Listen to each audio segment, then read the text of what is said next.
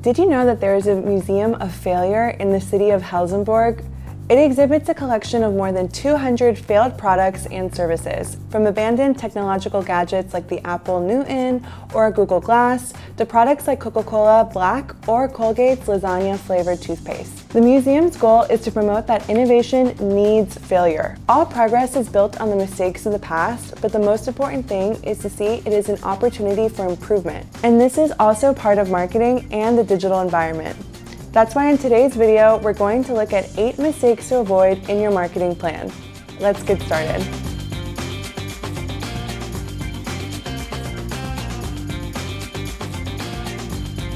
The first mistake to avoid is not studying the competition or defining your buyer persona. You shouldn't obsess about your competition, but you should take a look at how you can be unique and how to bring value to your buyer persona.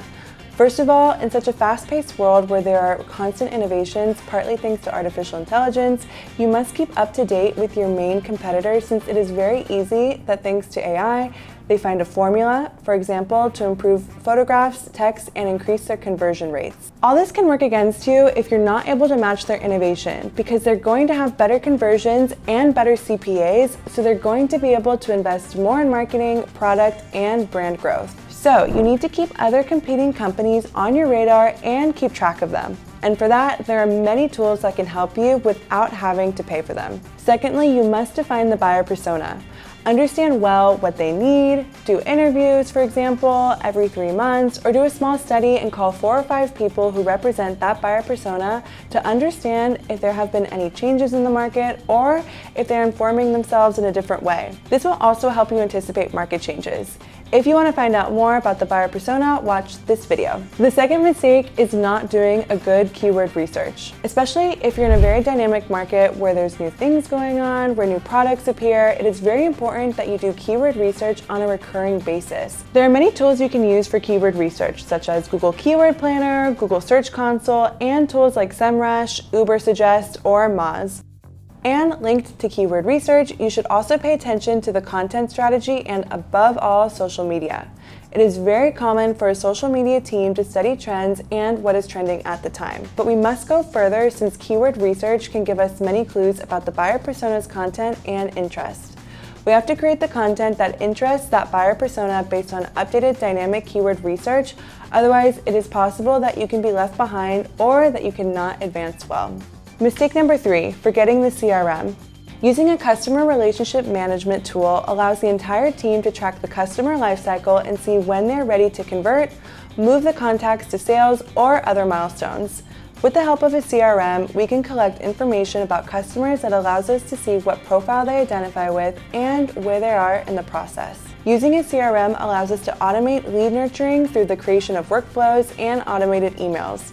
In addition, it is essential that your CRM is connected with the advertising campaigns you launch, for example in Google Ads or Facebook Ads, so that all transactions that occur, either directly if it is an e-commerce or later if it is a lead, are recorded in the CRM. This way we will know, for example, that the person who made a purchase in our e-commerce came from a certain Google keyword or from an Instagram ad, and in this case we can attribute the sale to the Instagram campaign, and the platforms can use this information to improve their algorithm and show advertising to the people most likely to convert. If you want to find out more about CRM, watch this video. Mistake number 4, focusing your inbound marketing strategy on a single channel, the blog. Some time ago in inbound marketing, blogs and call to actions were the main focus. Nowadays, a written content-only strategy does not work. It is important to offer content in other formats such as ebooks and downloadable content with a frequency of about 1 month or every 2 months, as well as podcasts and/or video podcasts. Nowadays, there are video podcasts on any topic, and even if we don't have a very large audience, the important thing is that we have the right one. In addition, the podcast is perfect to become a reference in our sector. We can invite influencers, customers, or even potential customers that we want them to get to know us. We can explain success stories, current news in our industry, comment on other news.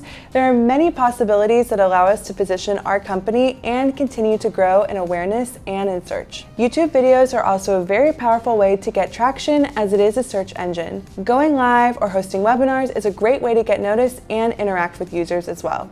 So let's go beyond just blogging. Mistake number 5 is not taking advantage of the potential of user-generated content to nurture your paid advertising strategy. At Cyberclick, we use our people-led marketing methodology, a methodology based on having people who are close to us, who tell us relevant information, and that we use for all inbound marketing and our paid strategy.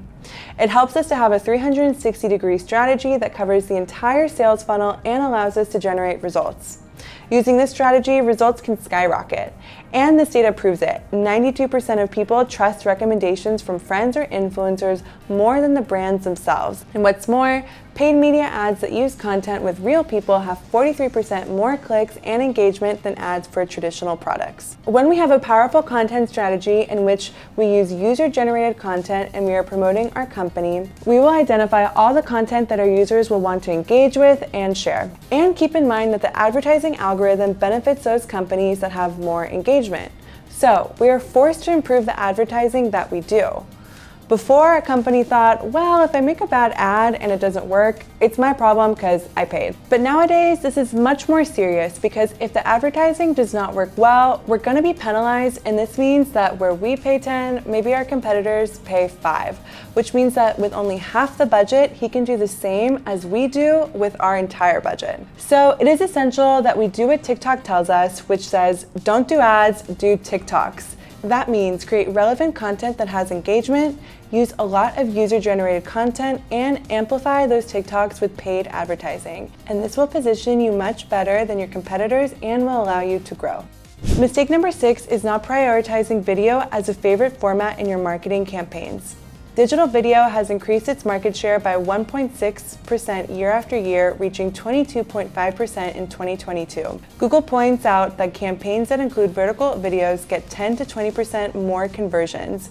And above all, what it has is that it gives a very powerful brand creation. A static image with a logo is not the same as a 30-second video where I can connect with the brand. So here, for those of you that don't have it as a priority, we encourage you to look for a video strategy to see how you can create videos. It's critical. Your brand is not going to stand out, and you're not going to create a powerful brand digitally if you're not strong in video. Mistake number 7 is not having the right measurement tools in your campaigns.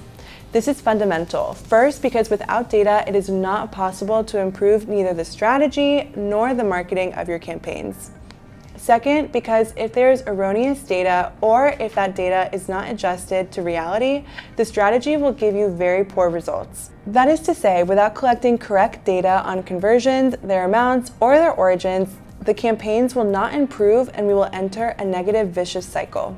We must generate a virtuous cycle, that is, feed data correctly to the algorithm so that they make good decisions and improve the results of the campaign. The last mistake is measuring the success of a campaign by KPIs that are not aligned with either the business or campaign optimization. That is to say, first and foremost, you must define which are the correct KPIs to measure. In this video, we explain the most important marketing metrics. And there's no need to have 300 metrics, but rather to focus initially on the most important ones, like transaction volume, acquisition costs, traffic sources, and gradually expand those metrics. And one last tip is to keep up to date with the industry trends to implement them in your marketing plan. In this video that appears on the screen, you can discover the top trends in digital marketing for this year. And to go further, you can watch our digital marketing course to learn everything you need to know about digital marketing. Thank you for watching, and we'll see you next time.